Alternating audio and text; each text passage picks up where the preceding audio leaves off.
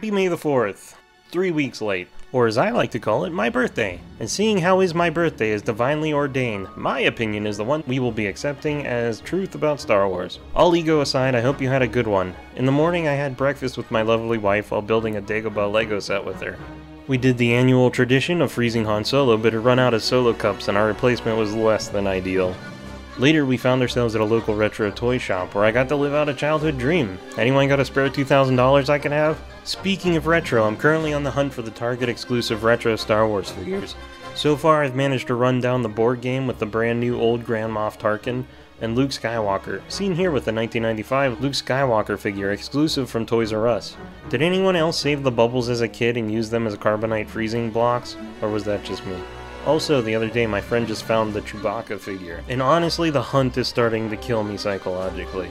Of the 3 targets I can frequent, I've only found Luke Skywalker at any of them, and all I see on Twitter are pictures of people with just endless shelves full of the figures, and moving on. So I was looking for an individual issue to look at this week, and it came down to these 2 comics. It was gonna be the Bounty Hunter one, since I've had it for years and only ever stared at it, but based on my limited knowledge of Crimson Empire, within the first 2 pages, I became convinced that it was related and immediately threw it as far away from myself as possible, since I haven't read those stories yet. Instead, I present you with Tales from Mos Eisley, a comic one-shot published by Dark Horse Comics on March 26, 1996, not to be confused with the wonderful Tales from the Mos Eisley Cantina book, published in 1995. I actually got confused briefly while reading it because none of the background drawings matched up with the movie location.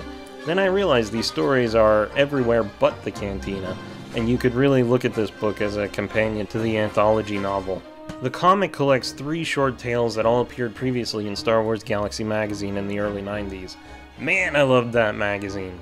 I should review one of those here sometime too. Firstly, I love this cover. Publication of this comic was 1 year before George would start with the original trilogy and remove the Wolfman, or Lack Sivrak, from the Cantina. I didn't hate the special editions initially, but I've definitely learned to. It was cool at first having 2 versions of your favorite movie to jump back and forth between depending on what you felt like. Lord knows there's like a million cuts of Blade Runner, so why couldn't there be 2 of the Star Wars trilogy? The Wolfman, a fan favorite. It's funny to me that George tried to erase him from the universe, and fans kept pulling him back in. Like the phenomenal and best Clone Wars show, the micro-series by Genndy Tartakovsky. Inside cover and those responsible for the next hour or so of reading. What? I'm a slow reader. I like to take things in and internalize them. First story is called Light Duty. We enter a bar, not that bar, and we're introduced to Garv, the human, and Corporal Flick of the Rebellion. Looks like Garandan is making a cameo as well. Garv asks Flick how the war is going. Flick tells him that they need a reserve force of at least 20, or they're sunk, and Garv offers to buy him a drink, dumping out a pile of credits he's earned while working for the Empire.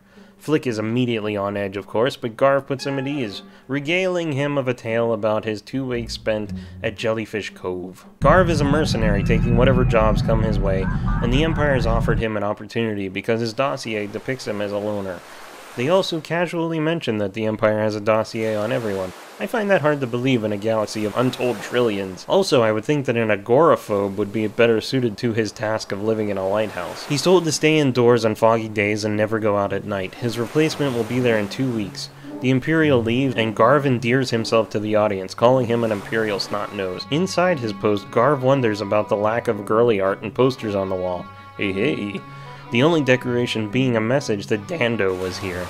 Already, Garv is bored, and he decides to explore the island, coming across the ruins of a civilization, with beautiful statues of women. Back home, fog and nightfall, and Garv turns in early when there's a tapping at his window. He's convinced she'll freeze to death in the sheer bit of fabric that she's wearing, and runs to let her inside, but the system is on an automatic magnetic lock that won't open until the morning. He falls asleep at the window, feeling helpless, and in the morning, she's gone. He treks out once more and comes across someone that flees upon seeing him. Garv pursues the man to a hill along the beach where more characters are fashioning a raft when a fog bank rolls in. They flee in panic and Garv heads back. Nighttime comes again and the hottie comes calling once more, this time bringing a friend with her when a ship comes in for a landing. It dumps a load of similarly dressed aliens as the ones previously, and the girls run at them with gusto, transforming into blobous, gelatinous creatures. Ah, look at them melt like the movie The Blob. Garv sees writing on the ship and realizes that the small planetoid is a prison. The women return to the lighthouse and start banging away on the glass once again. Probably transparent steel in this case. The next morning, Garv goes back to the ruins to try and find some answers when another fog bank unexpectedly rolls in. The women spring to life and start chasing him. Been there, am I right, men? He makes it back to the lighthouse just in time, and soon it looks like his replacement is showing up. Never mind that, at least to me, it only seems like 2 days have passed and not the scheduled 2 weeks. The trooper comes in and starts stripping off her clothes. Woo! And that's when Garv sees the name tag, Dando. The goo monster strikes! Flick is hanging on every word at this point. How did you get out, he asks him. Luckily, Garv pulls his gun out just in time and escaped in the prison ship, of course. And Garv then presents Flick with his new reserve force. It's a fun story, but there's a slew of easier ways of executing prisoners in space. Just jettisoning them out in an airlock, for instance. Our next story is called Mostly Automatic, and it starts as this green alien named Bezum finds an open spot next to Tem Chesko. He's impressed with the guy's physique for being 90 years old, and Tem tells him he's been a cargo jockey all his life, having just set the ship down that morning. Bezum comments on the age of the ship, and Tem tells him it's 71 years old, the length of his journey. Bezum chokes on his drink, and we get a flashback 71 years to Tem Chesko leaving with his shipment of syntonium crystals. He should reach home within 2 weeks. Tem is anxious to get back to his sweetheart and looking forward to vids and hologames the whole journey. When suddenly, a rogue asteroid destroys his comms and hyperdrive, and he calculates that it'll take him 60 years or more to get to the nearest service planet. He puts the ship on automatic, and then starts to lose his mind. God, there are days I feel like this. One day in the cargo hold, he comes across Mill 427EE. Millie. It says in emergency break glass, so you would assume that she knows how to fix a comm system or the hyperdrive unit. But no, she turns his life around and vacuums the ship. She cooks for him and they play Star Wars with dart guns. They find a random planet one day and go to explore, where Tem encounters a hideous beast. Millie saves him, and I suppose coming so close to his own mortality, he starts to feel bad about himself again and the woman he's left behind. There's a completely not ominous, autonomous face you can trust. Something's brewing in Millie, and she asks if Tem misses his woman, and asks him to tell her again of his homeworld. She lands the ship one night without him knowing and goes to sulk. He comforts her and tells her that she'll always be with him in his heart. Years later, Tem is in rough shape, but ever-faithful Millie is still taking care of him when he asks her to finally end it all for him. Bezum is in shock and he asks where Millie is. This is like something out of Tales from the Crypt. Good job. Some of the logistics are a little questionable, but a fun story for what it is. Pretty depressing, actually. And how the f*** did Millie take out her own heart to, never mind. And lastly, Heg's Tale. The story starts with a bar fight breaking out, which causes Sam Heggs to leave and try to find somewhere else to drink.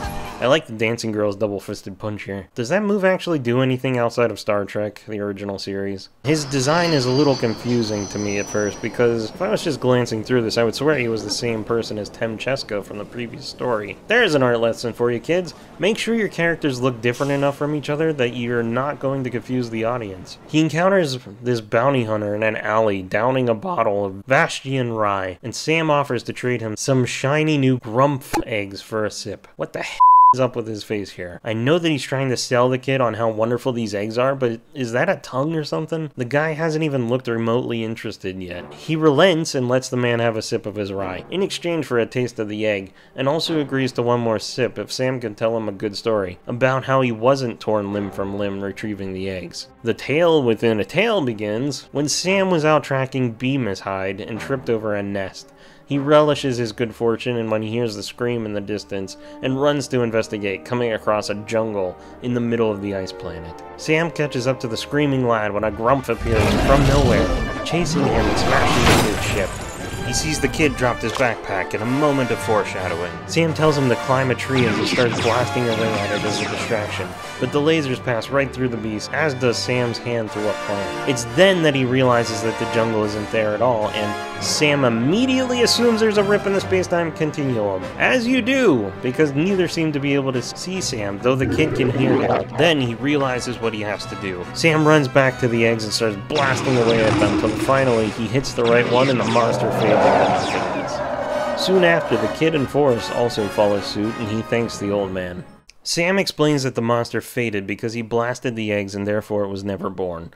The bounty hunter asks why he would risk his life to help a stranger, and Sam explains that the pack had his own initials on it, SH, to which the bounty hunter asks how he was able to shoot the eggs in the present to save himself in the past, and argues that it doesn't make sense. At this point, Sam has drained the bottle of rye and offers him an egg.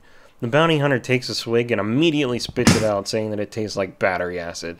Sam's a jerk and the story is over. That's a pretty good one. A nice layer of character underrides the tale, with Sam BSing a story just to drink all of the guy's alcohol. After that, there's an art gallery. This first one's probably my favorite. I like the red dancing girl on the side. This one's pretty good. And always love the great Cam Kennedy. And I did not know this was a thing.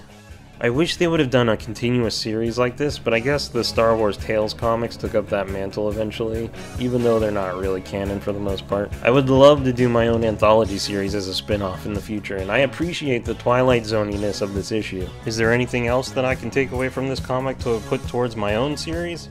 Not so much art-wise this time, everything is pretty simply done in this issue. More just the ideas of how the stories are paced. If you plan it out right, you can tell a pretty good story with a limited amount of pages. But anyway, that's it. Thank you guys for watching. I hope this was entertaining for you. Like, subscribe, tell a friend, and I'll be back a lot sooner next time with a new old review. Thanks! Don't worry, R2, we're going!